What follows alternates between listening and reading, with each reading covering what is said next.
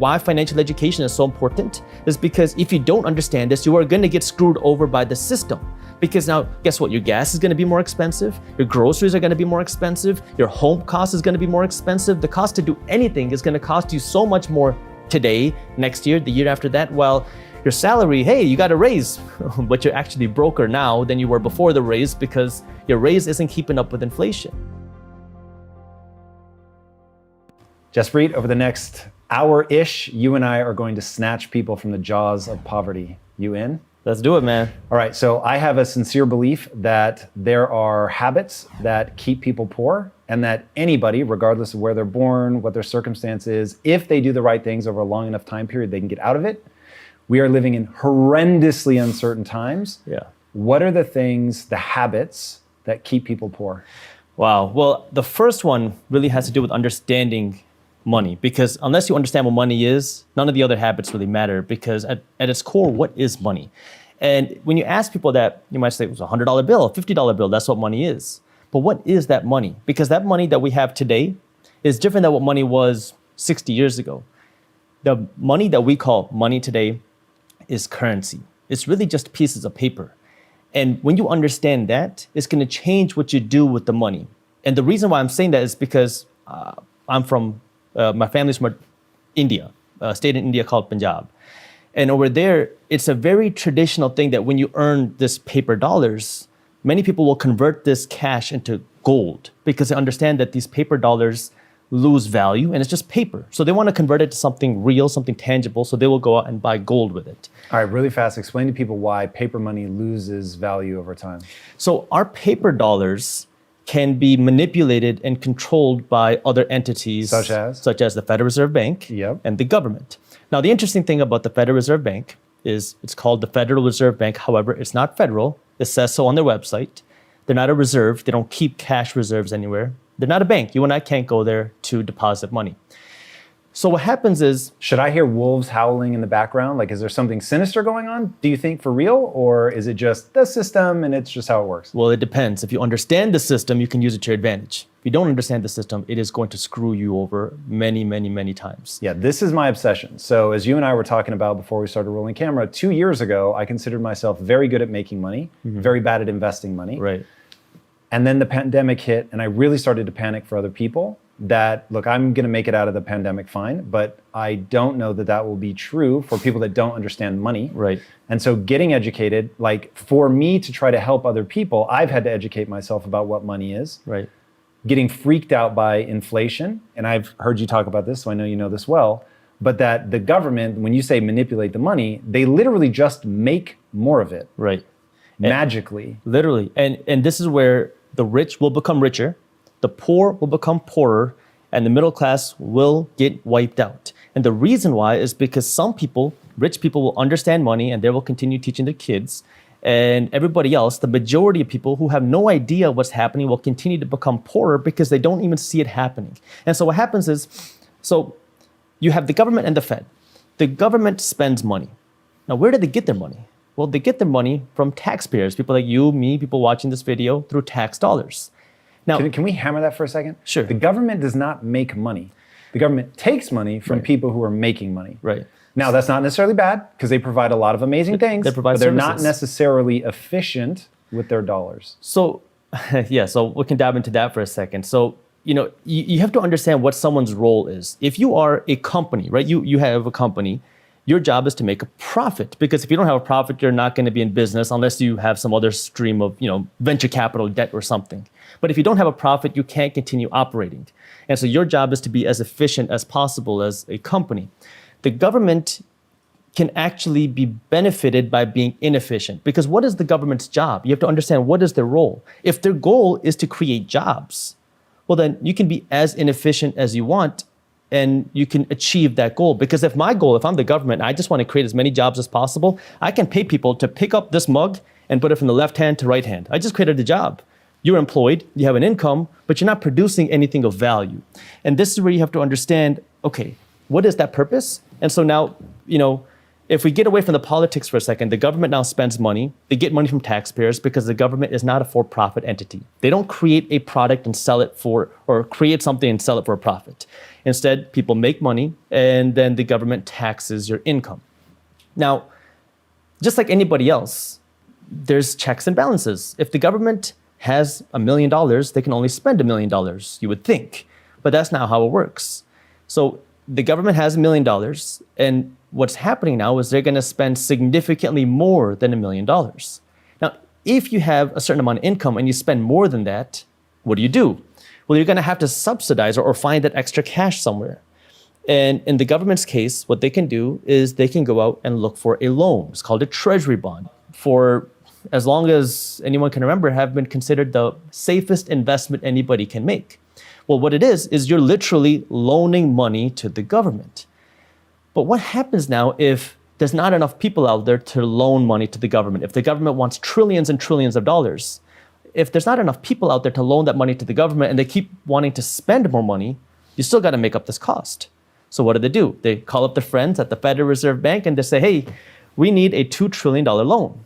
And then the Fed's going to say, okay, we got you. Now remember what I said, they're not a reserve. They don't have a cash pile anywhere. So what do? They go to the money printer, boop, boop, boop, and now they can print out $2 trillion. They loan this cash to the government, and now the government got the $2 trillion. The Federal Reserve printed it out of nothing. The government can now take this $2 trillion and spend it in whatever way that they want. It can be inefficient. They can try to create efficient products, but their goal is to hopefully help people. Now, whether they're inefficient or not is a political debate. However, that is what they do. Now, really fast before we move on. So this is the part that people need to understand about why the rich get richer. Because I'm as a rich guy, I'm like, oh, I'm going to get richer? Like what? Great. So what happens But I then? never understood how. So now what happens? You just printed this money, right? And then, which you don't actually print, by the way. You just increase the database somewhere. It's a bunch of digits. Yep. And now this money enters our economic circulation. But what happens now when more dollars enter without actual wealth being created? Because we saw this happen in textbook form in 2020 and 2021, where nothing was being produced except money. Well, when more money gets produced, it effectively reduces the value of each individual dollar. This is what inflation is. The word inflation comes from the word inflate. What are you inflating? The monetary supply. So you're increasing the monetary supply, causing the value of each individual dollar to go down, which effectively causes the price of things to go up. And so in 2020, 2021, no one's producing. However, the government is spending money like crazy. Where are they getting this money? The Fed. So the Fed's printing money, giving it to the government's spending it like crazy. Now people are getting money. It's people, it's businesses, it's corporations, and this money is being spent. And now everybody is like, wow, I'm sitting at home and I'm rich. You have some people who are getting big unemployment checks. You have some businesses getting millions of dollars, and everything is running smooth. And people are spending money like crazy, buying things, but nothing is being produced. So then what happens? Well, now you have a supply chain mess because everyone's buying all the stuff in stores. However, no business is able to produce anything because the economy shut down. So the supply chain issue then you start to see is a byproduct of the inflation because everyone's trying to blame, oh, the inflation is happening because of supply chain issues. But you have to look at what is the real root cause. The inflation is what causes the supply chain issues. And now we're trying to go backwards. But this is where rich get rich and the poor get poorer, because as the value of the dollars drop, what happens? For regular people, your salary doesn't stretch as far. Your savings don't buy you as much. And so you're effectively becoming poorer each and every day because for most of us, we're taught to save our money. That's what I was told to do growing up. That traditional Indian house is save, save, save. And so I was told to save my money, and your savings are becoming less valuable each and every day. Well, what wealthy people do is they're not storing cash, they're buying assets. And so when we have this sort of economic system. Can you explain what an asset is? An asset. We're now getting to the root of how the rich actually get richer. Right.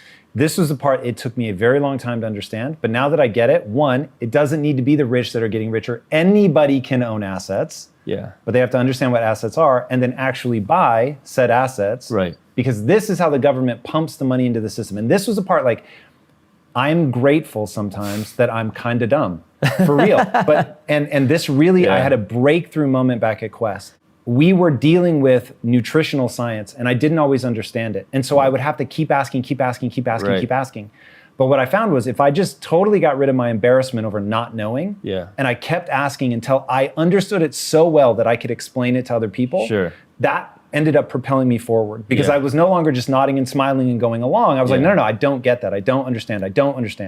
And so by pushing into that, then I actually began to understand the biology. I began to understand what ingredients made sense and all of that. So, but I had to be willing to look stupid.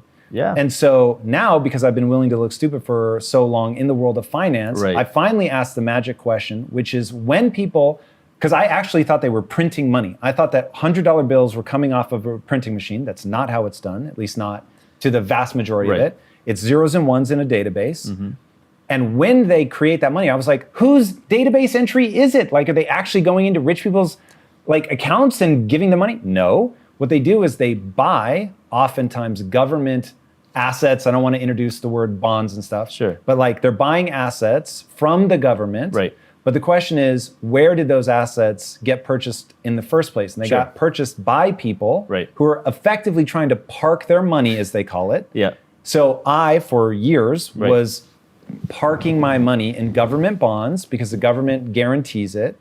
And so the way that the government raises money without having to raise your tax is they put bonds out into the world that then people buy.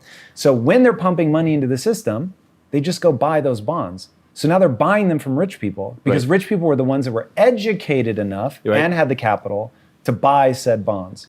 Just like the internet changed the world forever, Web3 is going to change the world forever as well. And if you're interested in learning about the blockchain, cryptocurrency, NFTs, and what all of this actually means and how it's going to make for a brighter future, I have created Web3 University to teach you exactly what's going on and make sure that you aren't left behind. Registration is free. Everything is laid out in sequential order. So even if you aren't fully sure what a blockchain does or why people are so excited about all of this, then you can go through step by step and you'll be well prepared to get started. You can go to web3u.io to register. It's completely free and we'll be updating the content there regularly as things change. I'll see you guys inside. Take care and be legendary. Peace.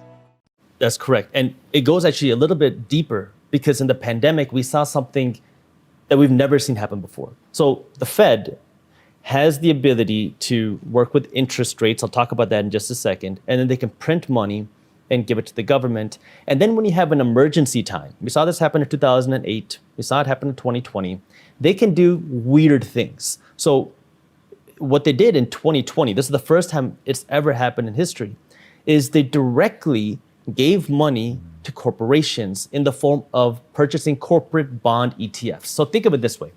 The biggest corporations in America can go out and raise money from a bank.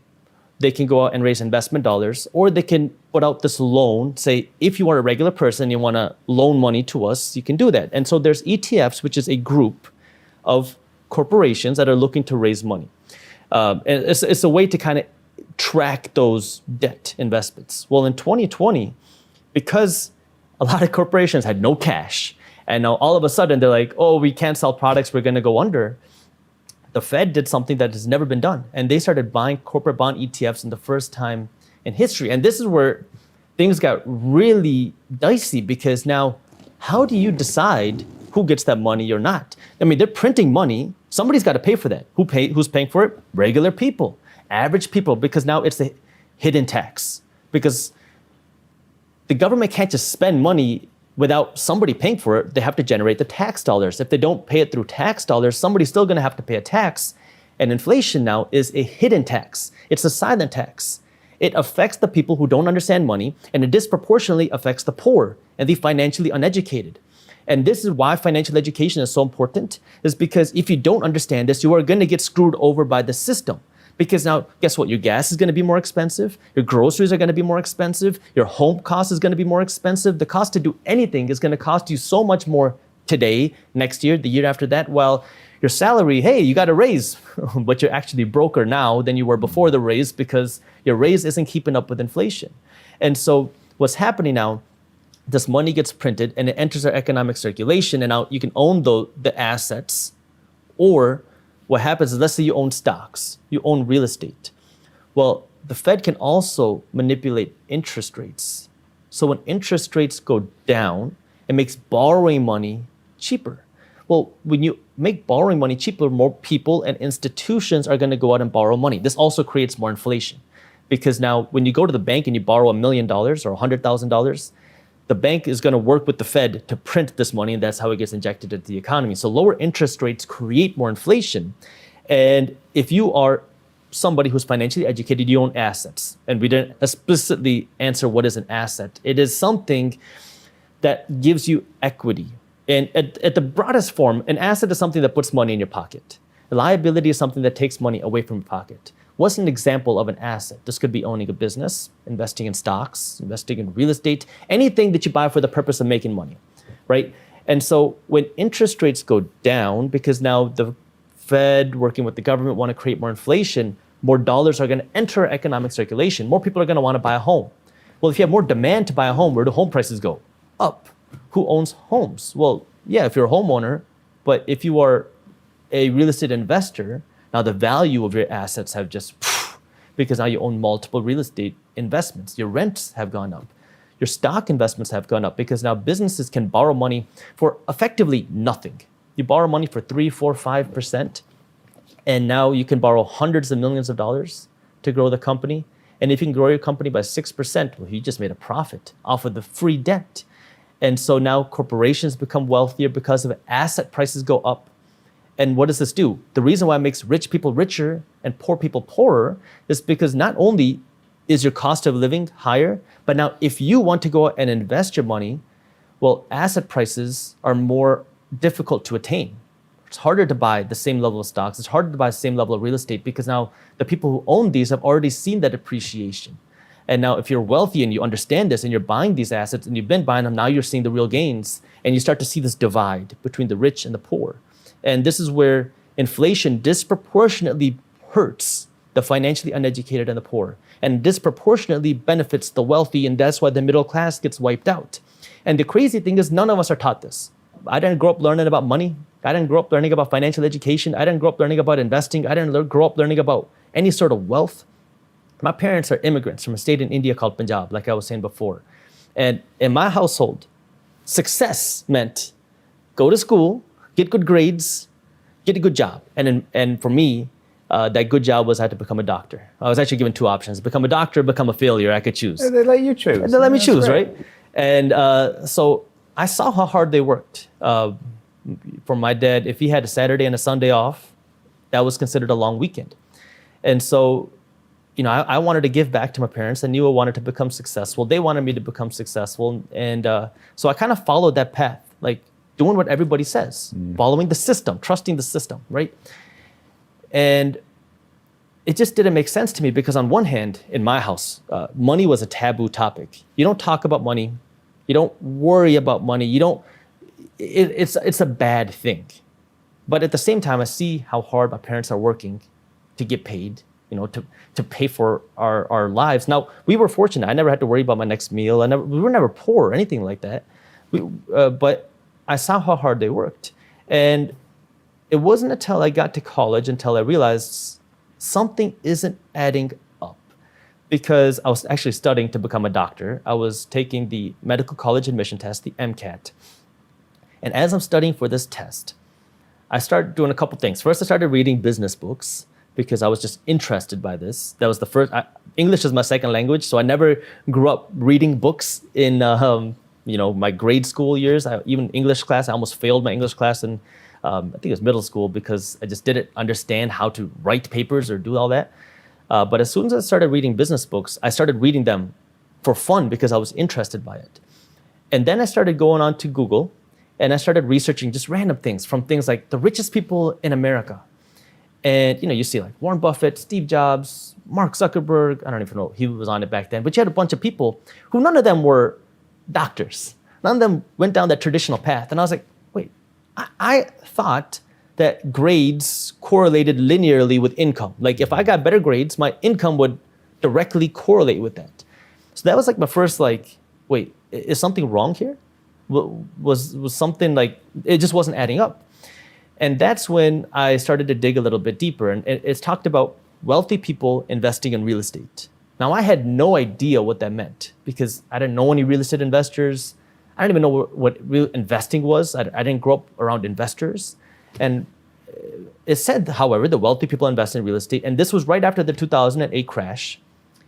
I didn't know what was normal in real estate. To me, this was all I knew because now this is the first time I'm looking at real estate prices. And I said, oh, I've been running this event planning company kind of as a side hustle because I wanted to become successful. However, my parents didn't want me to do anything except study because to them, if it's not related to biology or math, it's a distraction. Even like playing football was a distraction. Doing all these things that were not related to becoming a doctor is just a distraction. So I always had this entrepreneurial bug, but I always kind of did it in secret because it was never like allowed. So in high school, I worked at weddings and I got to meet a lot of the Indian DJs. And one of them, or a couple of them had this idea to host teen parties for kids in my high school. Well, I was like, yeah, why not? We got to meet one of these little local Indian restaurant owners and they were like, yeah, why don't you throw parties here for free? You can charge cover, do whatever you want. We want the exposure. So I kind of did this in secret. Now I'm in high school hosting these little teen parties, became this little event promoter. Didn't make that much money, but it was a little hobby that I started. And then I go to college, I'm 17. I don't know what college is like or supposed to be like in America. And I go there thinking everybody's gonna be spending Friday nights in the chemistry lab studying. And I get there and everybody is partying, drinking. I'm like, none of you guys have any money. How do you afford all these, like this lifestyle? And I was like, I need something to do on Friday nights. So that's when I brought this event planning company to college, again, in secret. My parents didn't know I was doing this. And I'm 17, and I was like, well, let's try this. So I started knocking on the doors of clubs, venues, bars, restaurants, trying to find a place that will let me do it that's not gonna charge me a lot of money or really any money because I don't have the money to put a deposit down for a fancy venue. And I found a venue that was like, yeah, you can do it here. We're not gonna charge you a penny, just give us half of your cover charge. I was like, all right, cool. It's not going to cost me a penny. And I talked to my DJ friends and they were willing to do it. They split the revenue with me. So I only made 25% of the revenue. 50% went to the club, 25% went to the DJ, 25% went to me to put everything together. But it was a start. And I started doing that in college. And already I want people to think about how you're thinking differently about money. Because bringing this back to the idea that there are habits that keep people poor. So one of them is living and thinking in cash. And so if you're storing your money in cash, you're not buying assets like you were talking about earlier, things that you purchase that give you money. The company that you're talking about building now, the company that I built, those are assets. Apartment complex, an asset potentially. There's actually some complexities there. But buying into the stock market, right? Assets. Right. So if you're thinking in cash and the cash supply is being inflated, then your buying power is going down. So going back to your point about the poor getting poorer. So we're pulling down their buying power. And then also just the way that you start thinking like an entrepreneur about like, I don't have the upfront capital. This is another mistake people make. Oh, that's okay for people that are already rich. They can do things that I can't do. But you weren't thinking that, right? So you, I'm sure, went to people and they said, okay, cool, give us upfront money. You didn't have it, so you go on to the next person. But because you keep going until you find the person that's like, okay, word, like come in, throw your party, I'll take half upfront. You even find partners, again, paying them in equity. You're paying them with future money that you don't currently have. Like that one thing alone is a huge habit difference between people who think I trade time for money, right? I go and I work, I give you my time, you give me that money. Nothing wrong with that, and it's the path that most people will take. But for people that really want to understand what we're about to go through, because this could be nothing, and a year from now we look back on this video and we think, whew, thank God that it didn't get as bad as it could. But we could also be headed into a recession, like a deep global recession that could last a year or 2 years or more. So getting people to think more entrepreneurially, like you're laying out in the story, I just want to orient people to the fact there's nothing necessarily different about you. Anybody can think like that and get the kind of results that you end up getting. I think it kind of goes back to what you were saying. It was maybe before we started rolling, where you said you were dumb, and so you asked a lot of questions. For me, I said I was dumb because I didn't really care about risk. I never even looked at risk. For me, it was opportunity. That's all I saw, and it was just a way for me to get started. And I was called stupid and dumb all the time. And nowadays, if I'm not called stupid, it's probably not a crazy enough idea. And so that's kind of exactly what you're saying. I started making this little bit of money, and it started to grow, and I had some cash in the bank. And now I started reading these books and they talk about investing in real estate. I was like, all right, let's try this. So I was 19 at the time and I started looking at real estate investment properties. And again, I didn't know what was normal. And I took my MCAT on August 22nd. On August 23rd, I closed on my first real estate investment property. It was a small 1,000 square foot condo out of foreclosure. And I bought it for $8,000. That was the total price of the condo. And That's insane. That by the same way. condo sold for $150,000 just a few years prior. Wow. And that condo then started paying me $600 a month. And now, you talk about exchanging time for money. See, in the beginning, I didn't understand that concept because when I was working in this event planning company, it was just me. If I didn't do everything, nothing was going to happen. But then this real estate investment property changed the way I thought about it because now all of a sudden, this asset, I bought this condo, it's paying me money and I don't got to physically go host a party. I don't got to go flip pretzels. I used to work at Auntie Anne's Pretzels as well. I don't have to go and do something. It was just there. I owned it.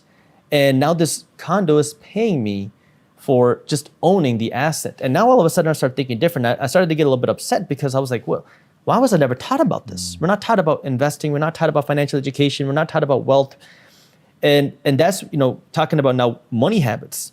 Well, how the next habit that you got to understand is you got to be able to ask questions because if you don't understand the way the system works, you're never going to be able to answer or ask the right questions. Because the way that the system works across the board is, in a company, you have the workers, then you have the owners. It's kind of like an overlap. And sometimes the workers are the owners, some of them kind of in the center, but the workers are the ones that are now working every single day. You get your salary. The owners aren't working for a salary. They're working for equity, profits. So they're hoping that now the workers will be able to drive up the profits. So now the valuation of this asset is higher. Now, when you have this sort of inflation, who hurts the most? The workers. Your incomes don't grow to keep up with inflation. However, the asset value, which is now the value of the company, disproportionately gets benefited because now this money gets printed, it gets created out of thin air, it flows into assets. And that makes the valuation of companies, for example, to go up. So now you have these two things, right? You have the workers and you have the owners. This is how the system works. So it depends on what companies get that money. How did they decide? So this is the first time ever that they decide to buy company stock. How did bonds, they pick? Yeah, bond ETFs. Bonds, sorry. So how does the Fed decide? I have no idea how they decide. However, let's think of it this way. So stimulus checks went out, right? People get cash. You feel wealthier in the short term. Your bank account goes up. Some people took this cash. Maybe they paid off some debt. Maybe you go and invested this money, but a big chunk of people took this cash and then they went out and they spent it. Well, if you need this money, well, yeah, and you had this whole range, right? Some people really needed it. Some people went to Walmart, they went to Kroger, they went somewhere and they bought groceries. Fair. But still, the money, where did they go? They went to Walmart, Kroger, and those companies saw bigger profits because as money was printed, it goes into the hands of people and then it flows to the corporation. Other people went to Louis Vuitton, they went to Gucci, they went to the Apple store, they went to Lululemon. Again, who does it benefit? So the money was printed out of thin air. Somebody has to pay a price for that. The regular person, average people, they have to pay now higher taxes, which is inflation in this case. Yeah, the invisible tax. It's not a true tax. They'll be confused by that. But the hidden invisible tax, right? It lowers your buying power. The tax. And then where does all the money flow? It flows now to whatever you buy. The wealthy, the rich. And so now what do you want to do? Go back to that system. You have the workers and the owners. Everybody in America should be a business owner. However, not everybody should be in the business of starting a company, and not everybody should be in the business of operating a company.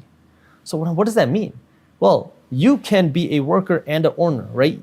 This concept of equity, you have to understand this because wealthy people are working for equity. They're not just working for a salary.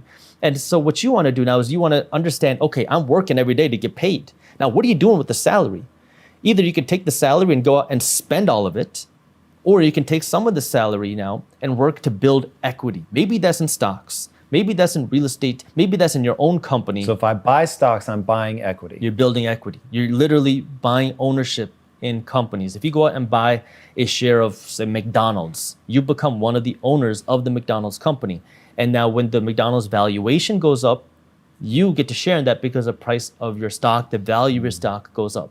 What is up, my friend? Tom Bilyeu here, and I have a big question to ask you. How would you rate your level of personal discipline on a scale of 1 to 10? If your answer is anything less than a 10, I've got something cool for you. And let me tell you right now, discipline, by its very nature, means compelling yourself to do difficult things that are stressful, boring, which is what kills most people, or possibly scary or even painful. Now, here is the thing. Achieving huge goals and stretching to reach your potential requires you to do those challenging, stressful things and to stick with them even when it gets boring, and it will get boring. Building your levels of personal discipline is not easy, but let me tell you, it pays off. In fact, I will tell you, you're never going to achieve anything meaningful unless you develop discipline. All right, I've just released a class from Impact Theory University called How to Build Ironclad Discipline that teaches you the process of building yourself up in this area so that you can push yourself to do the hard things that greatness is going to require of you. All right, click the link on the screen, register for this class right now, and let's get to work. I will see you inside this workshop from Impact Theory University. Until then, my friends, be legendary.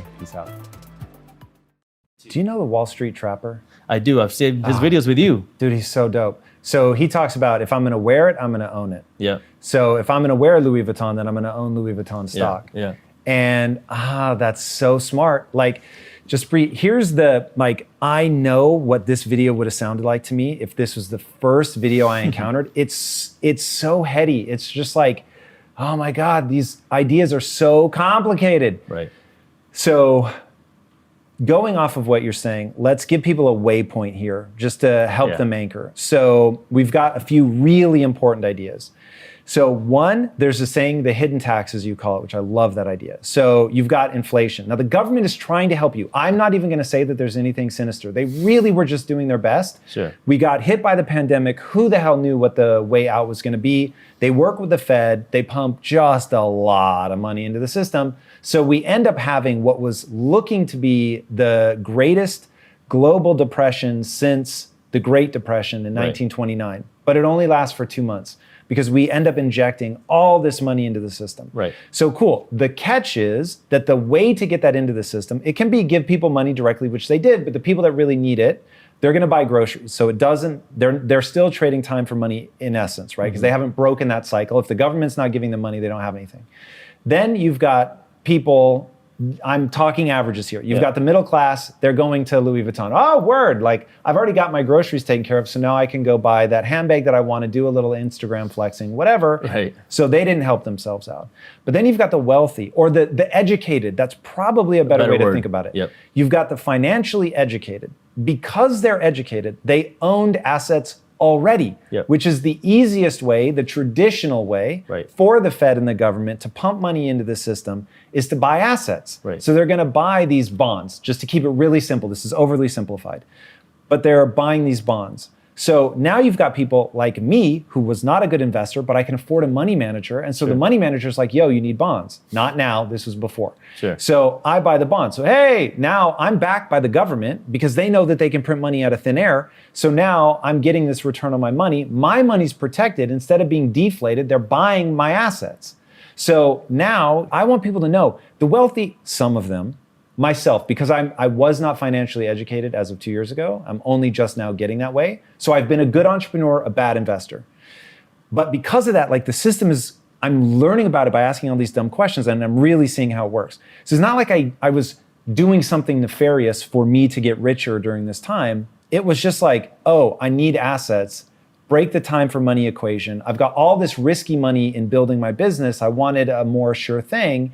So then the bad thing happens, my sure thing gets taken care of by the government, and now it's like, oh, it looks like, you know, the rich are getting richer. It's just education. So now getting into money habits, the other thing that you talked about is while your friends were spending their money at a party, you're spending money on building a business. Like that fundamental difference of spending it on fun shit that goes away or equity, in this case, your own company, is a world of difference. So I just want to anchor everybody back around to those like money habits. You've got what all my mom would have called pissing money away, right? Literally in alcohol, you're just pissing that money away. Or putting it into something that's going to go to work for you. In your case, it was a business, it was real estate. And if people can just grab that fundamental difference, like of hey, start thinking about the world in this different way, they're going to be a huge step forward. And it's all a learning process because I don't drink, I don't smoke, I never drink. But for me, it was a hustle, right? It was the only way that I knew to kind of start making some money. And so it's how you start and you learn. And each one of the things that you kind of do, you're going to learn something new and you're going to be able to apply that to the next thing. And it really is that shift. I call it the minority mindset, thinking differently than the majority of people, because it's doing something different. Most of us are taught just to be consumers. Yep. We're taught Trade time for money, go buy cool things to flex. Exactly. And that's it. We're never taught to do anything else. And think about the last time your teachers taught you about the importance of investing your money.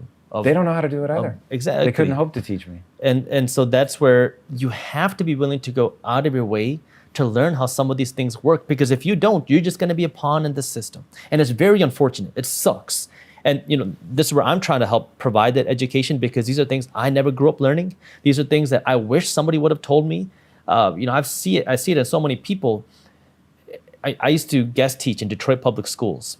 Whoa. And these are good kids from rough areas. A lot of times don't have two parents in the home. Sometimes don't even have a parent in the home. There were some kids he didn't have, or his mom is not around. He was raised by a gang just because there's no parents. And so they provided him shelter. And it's crazy because you get stuck into a system, a cycle, because you don't have any way of learning or seeing anything else. And, like one of the first times I was there, I asked the kids, how many of you guys have a job? Most of them raised their hand. Most of them have an income.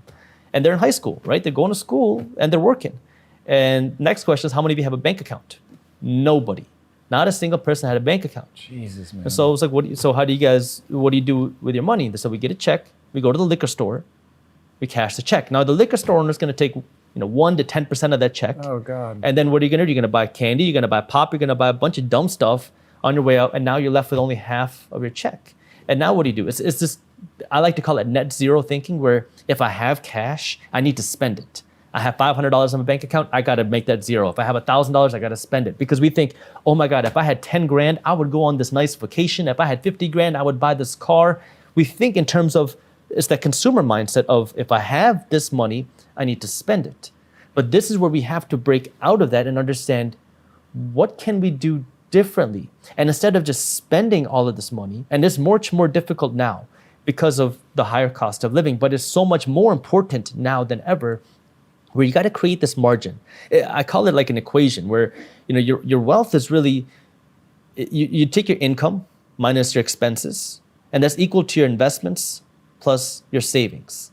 So you take your income, whatever money you make, you subtract your expenses, your houses, your home, your clothes, your car, whatever your expenses are. And if you have some money left, either this money is going to be saved or it's going to be invested.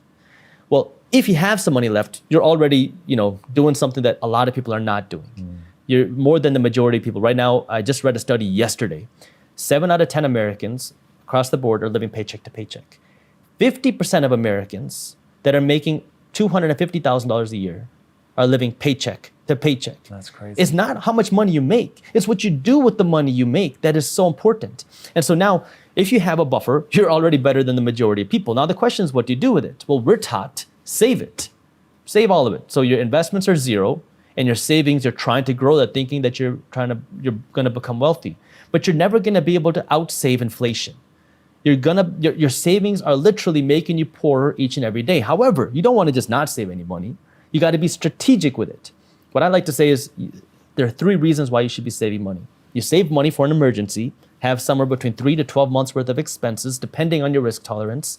Save money for a big purchase. You want to buy a car, you want to buy a house, you need some cash to do that. Save money for an investment. If you're not saving money for one of these 3 reasons, you are saving your money the wrong way, and it's making you poorer each and every day. Now, you didn't say save for retirement. You invest for retirement. You talk about retirement, we're about to face a big retirement crisis, because traditionally retirement was what people like to call a 3-legged stool. You had your Social Security, you had your pension, and then you had your own investments or your savings, what a lot of people like to do. Well, pensions are something you only read in history books anymore. They're a thing of the past. So those don't exist anymore. Social Security is running into a very, very, very big dilemma because right now, if you are, under the age of 45, the Social Security money that you're paying isn't going to go to fund your Social Security income. It's going to fund somebody else to retire because the Social Security program has much bigger expenses than income. And so it is on the path of being completely dried up, of just running out of money. Is this because the younger demographics are just a smaller cohort than the older, or? There's a lot of reasons for it. It's how the Social Security money is spent. It's how many people are requiring Social Security money, how long people are living for, how long these Social Security checks have to go out for. A lot of bad calculations, bad investing. And so the Social Security fund is now drying up. And so now everyone says, well, I'm not worried about it because the government can just print more money and do bigger Social Security checks. That's what we're seeing this year. We saw between 2021 and now the biggest Social Security raise ever is between 5 and 6%, something in that range, which one is already not keeping up with inflation. So yeah, you got a bigger Social Security check, but oh no, it's not buying you as much as you could have last year. But then the second issue is just think about that for a second. If the government is going to print more money, which means the Fed is going to print money, give that to the government to give you bigger Social Security checks. What does that mean? You got a bigger check, great, but now the cost of things have grown even faster than the growth of your check. You cannot outprint inflation. It just creates more inflation. And so, so you had the pension that's essentially gone for the vast majority of people. Social Security is not going to be able to fund your retirement, which leaves people with the third stool, which is your own investments. Now, traditionally, you say, I'll save some money, save 10% of your income. That's not going to do it. Your savings are going to make you poorer each and every day. And the second thing is your 401k. And, it's a great start for the average investor because now it is like automatic putting a little bit of money into some investments. However, your 401k was never, ever, ever intended to be your sole investment plan. The founder of the 401k even came out and said that the 401k has gone awry. It is a monster because now so many people are hoping that they're going to be able to rely on their 401k to retire. And that's not what it's intended for. And it will never be able to be enough for you. And so a lot of people have this false hope that, okay, yeah, whatever, Social Security will give me a little bit extra, but my 401k will take care of me. But that was never the plan. And so now what does that mean? Your 401k, just think of that like as if you invest in your 401k, your IRA, that is the absolute base.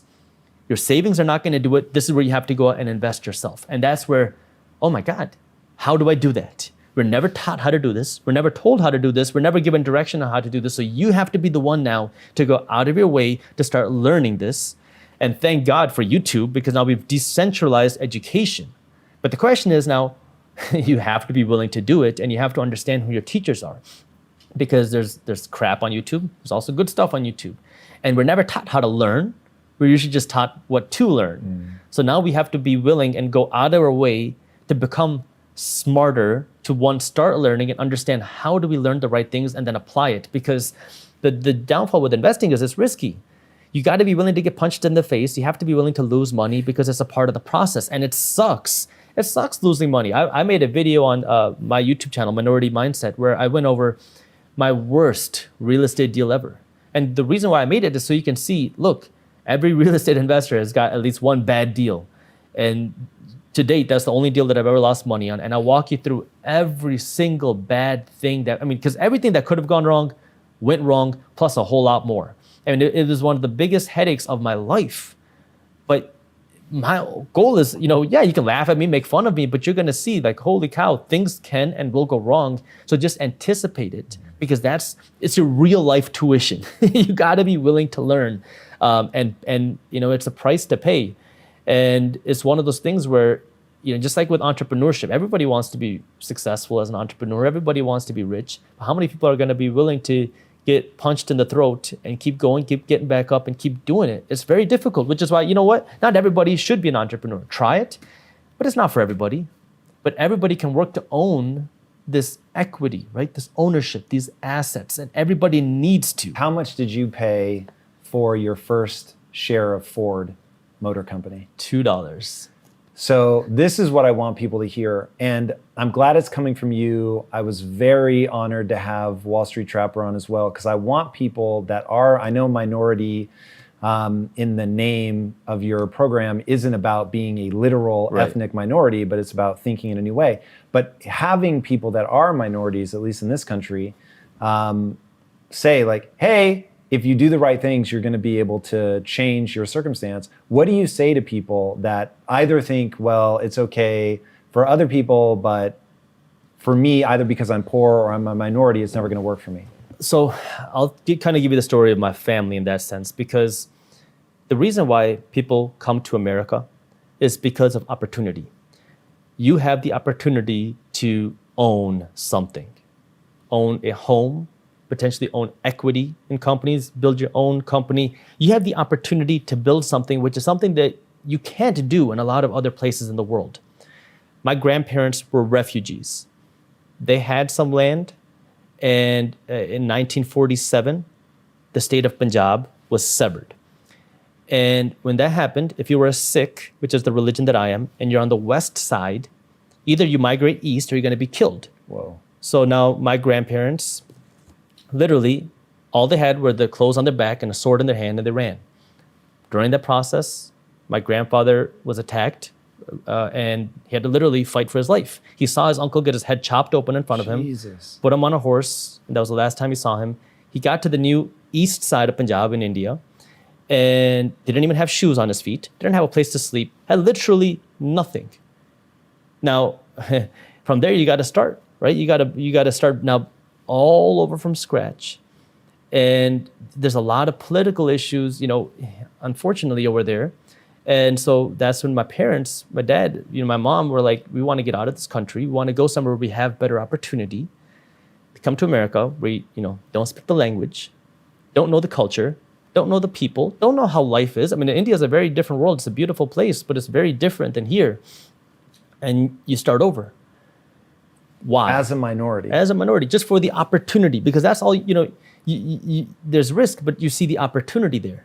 And do you think, looking back now, do you think that, I often think that what we refer to as being an ethnic problem is actually just, there is an element of what I call school of fish. Like you're going to group up with people that look like you. It's just so embedded in the subconscious. But I think a bigger thing is just, it's either majority or minority, right? Because globally, the Indian ethnicity is massive. Billions, yeah. But when you come to the US, now you're a minority. Do you think that the trade-off of going from being the majority ethnicity, I mean, everybody in India basically shares the ethnicity. I know there's religious differences. Sure. But then coming here and being a minority, does the opportunity that America provide outweigh whatever detriment there is to being a minority? Again, if you're willing to work, you have to be willing to work and kind of just break out of whatever. Anytime you see a majority kind of just groupthink, you have to be willing to question that. But, the opportunity you have here in America, is it more difficult now than before? Absolutely. Is it more difficult for some people than others? Absolutely. However, it's the best opportunity you have in the world. And, that's why literally, even until today, you have people that are willing to risk their lives to come to this country. And I mean, actually risk their lives. And so, you have that aspect. And I can speak for me where Sikhs, the religion that I am, they are a minority in India. And, there's a lot of issues that come with being a minority anywhere. But again, where do here you have more opportunity than anywhere else. And so the way I look at it, for me personally, is my parents came to this country with next to nothing. So I got nothing to lose and everything to gain, right? And so this is the place where that opportunity exists. But now, you have to be willing to work hard, but you also have to be willing to work smart. I can't stand when people say work smart, don't work hard. But to me, that's all complete crap. Because you have to do both? You have to do both. Because if you're not willing to work hard, your smart working is effectively worthless. You have to be willing to apply both together. And I had none of this, financial education, right? For me, it was, Dad, I want to go invest in real estate. You're stupid, go become a doctor. I had to do all my entrepreneurial stuff in secret. My parents didn't even know that I was doing this business stuff until I was on the news. I was running a different sock company. And this is now, a couple of years after. And we were doing well, and we got featured on the local news. Now, my parents got a call from a family friend. And they said, we saw your son on the news. And my parents were like, oh, God, what did he do now? And they're like, no, he has this company. He's doing really well. They're growing. My dad was like, what? And so that, he sits me down and he's like, what the heck is going on? And that was the first time they were like, okay, you can actually do something with this, right? And it was like, you have to, for me, it was like, I understood what I wanted. I knew that I saw this like really, I wanted to achieve success. And I knew I was doing it for good intentions. I knew I didn't have like bad intentions with what I wanted to do. But the question was, how do I get there? Because it was like, if I try to convince my parents, it is like, it's going to be extremely stressful for me. I'm going to stress them out. It's just not going to work. So I'm just going to try to figure it out myself. And if I fail, well, guess what? I'm in school. So I kind of had that backup. But for me, I went to law school as well. The problem was I wasn't the best student in school, in law school particularly. I did well on the bar exam. I loved learning. And so for me, I knew I needed to pass the bar. And so I studied hard and I actually did really well. But in the classes, I was not very good, except for the couple of the business ones because I really enjoyed that. But for me, it was just like, I just need to get the degree. That way I can be done with this. Because I went to law school because my parents found out that I wasn't going to be a doctor. They're like, you got to at least become an attorney to keep pride in the family. And so I was like, all right, well, if I go to law school, I can go to law school part-time. And if I go to law school part-time, I can work on me and my business full-time. So that was my mindset with it. And, but I knew that, if I graduate law school and things don't work out, I don't even know how I'm going to work as an attorney because I have no idea. I don't know how to file a lawsuit. I have no idea what to do.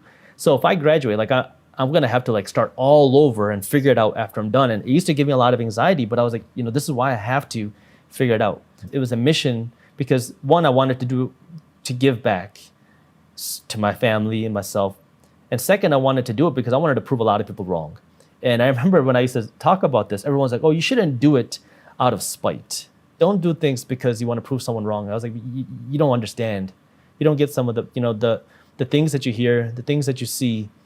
And sure, maybe it can't drive you forever, but it can take, that pain of seeing the things that people say to, because, in between, I started a sock company. And when I was doing the sock business, this is when, people started to be aware that I was an entrepreneur and I wasn't super successful. I was doing okay. And that's when I got on the news. But, just think about this. I was supposed to be a doctor. Now here I am selling socks on the internet. And everybody is like, oh, so you left, this idea of becoming a doctor. Now you're just selling socks. And, hearing that for years, it's like, one day I'm going to have your kid want to work for me. And that was in the back of my, I never said that, but I was in the back of my mind, your kid's going to want to work for me one day. And it's like that driving force where I knew I'm going to prove this person wrong. I'm going to make this person really see that, hey, I am worthy. I can do something. But it takes a lot of work, going back to that. But with anything, being willing to try, being willing to take risks, being willing to make mistakes, and being willing to learn from it. Because, like I said, for me, I was willing to be dumb or stupid. I never saw that risk until more recently, because for me, it was just I know this is what I want. And so the risk really was never even on my horizon. If I had a business idea, I would start it that same night. Because for me, it was I want to do this. I want to figure it out. Books were kind of giving me an idea. My teachers weren't teaching me this. I don't know who to turn to. My experience was my teacher. That's how I learned how to be an entrepreneur, how I learned to start investing. That's when I started learning about money because, the whole issue with the money stuff, this is something that we're never, ever even remotely taught about. And it's now becoming a real pressing issue. You have to be willing to try, learn, risk failure. You are going to fail. I always try to get people to understand that failure is the most information-rich data stream that exists. It sucks, it hurts, it can be costly, but one, in triggering the parts of the brain that have to do with pain, you trigger the parts of the brain that have to do with memory and focus. So you're more likely to really look at that thing that you don't want to happen again to figure out why that happened, right. Memorize it, and then you're going to get better the next time. And to your point about having a chip on your shoulder and people telling you that you can't do something and thinking one day, your kid's going to ask to work for me, it probably as a primary driver over an extended period of time, like you said, it'd be a little caustic to the soul, but it's so powerful in terms of, so you've got light energy and dark energy, right? Yeah. Just to be all Star Wars about it. And what I have found in my own life is that the hardest times, the light energy will only get me so far, and then I'll hit a brick wall and I'll want to stop. And it's only when I tap into the dark energy of like, I will not let this person be right about me. I Right. am not going to back down because I know they're just waiting for me to fail. Yeah. That it actually does give me another boost. Now, I try to split it, call it 80-20, where I'm spending 80% of my time in the light, the beautiful things I want to do, the people I want to help. Yeah. But dude, let me tell you, 20% of the time, I'm thinking that the person that really wants to tap dance on my grave. It gets you going, right? Yeah, 100%. And you know, I found the same way, because for me in the beginning, it was just figuring it out. I went from business idea to business idea to business idea, because for me, I was just trying to figure it out, hopping from one idea to the next. But then, you know, you talk about the light energy. For me, it was my really driving my passion and my mission and my purpose. And that became more of the light energy, because now, you know, after a certain point, you're like, the money doesn't drive you. It just is what it is, right? It's just like, I'm fine. Like I'm not a very materialistic person. I don't really care, you know, about brand names, designer names. The first time I made $1 million, I was driving a $500 car, right? It just doesn't matter.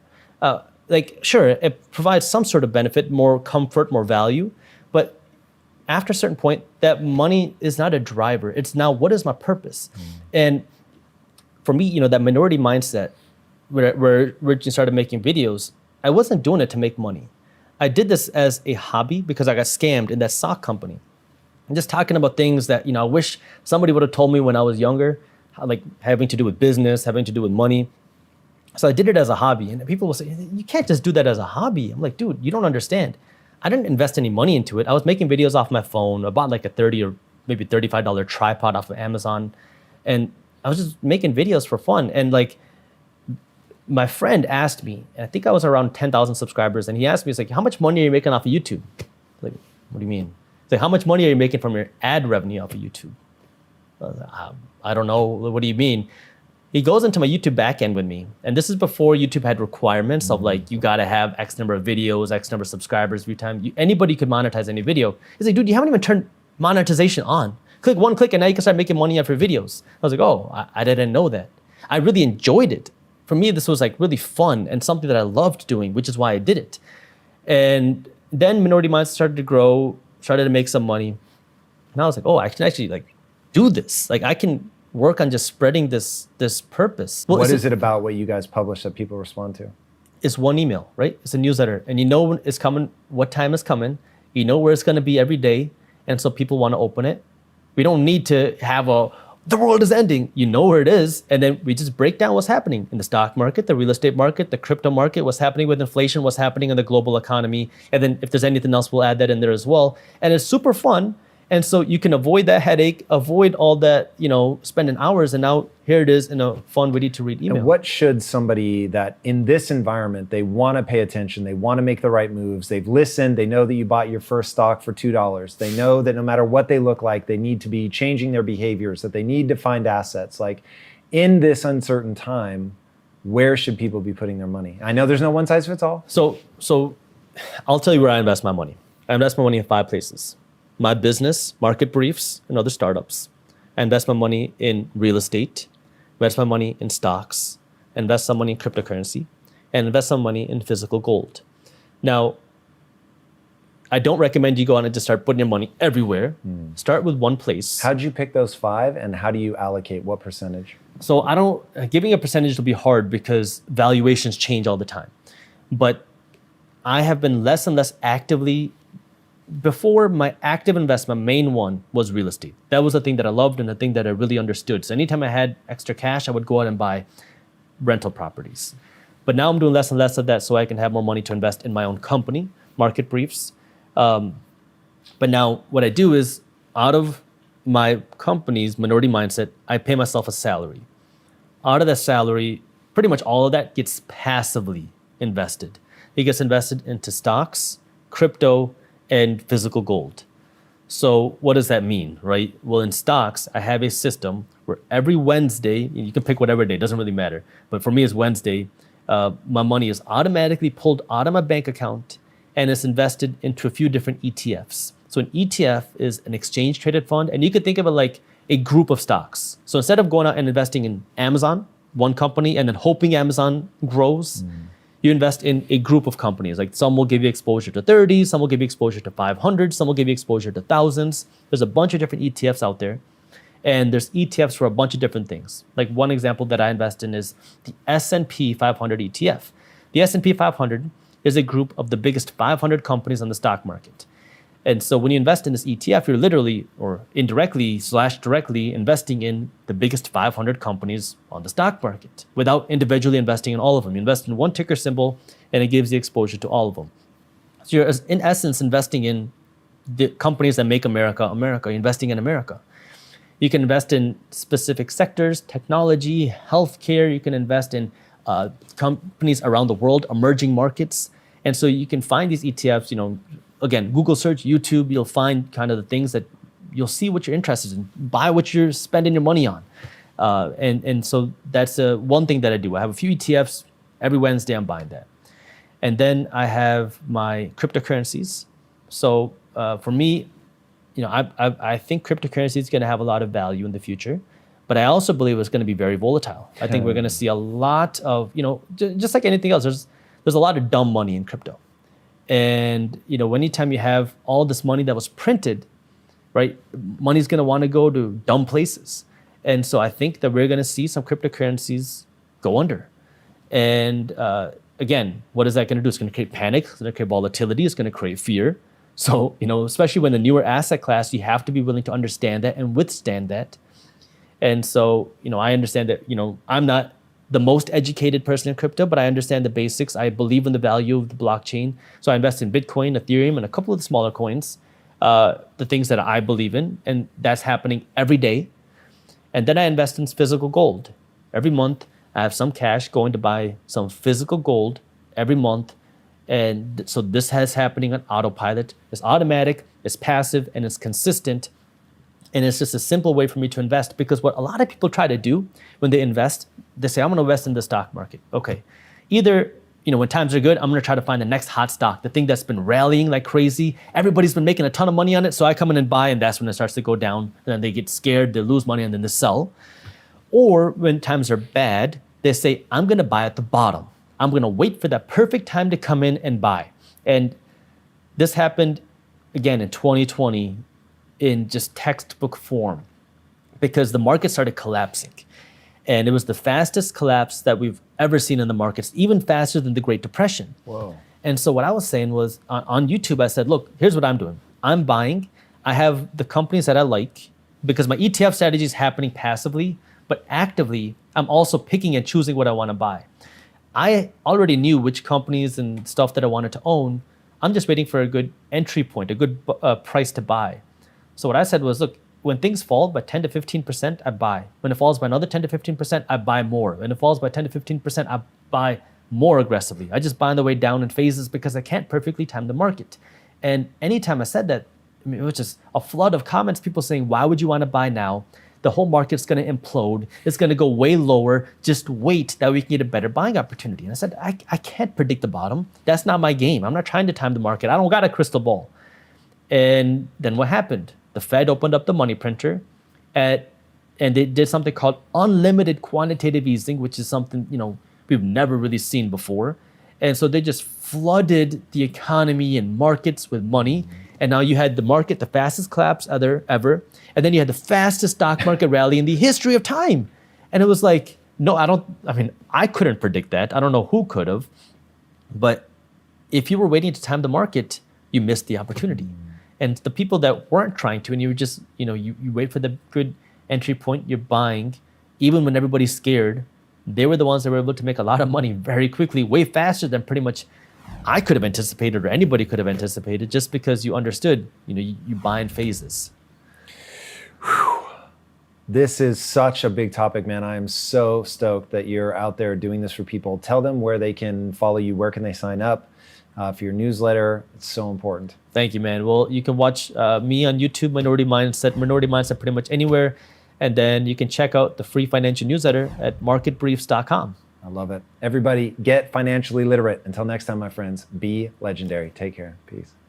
So if you're just now a 30-year-old in your first job and you've only been earning a salary for a year and a half, well, you might be able to borrow money, but it's going to be at 4% over whatever the government borrows it at, because you're riskier. Or if you're a startup and you don't have enough cash flow, well, it's going to be higher than that as well. So everything's priced off that.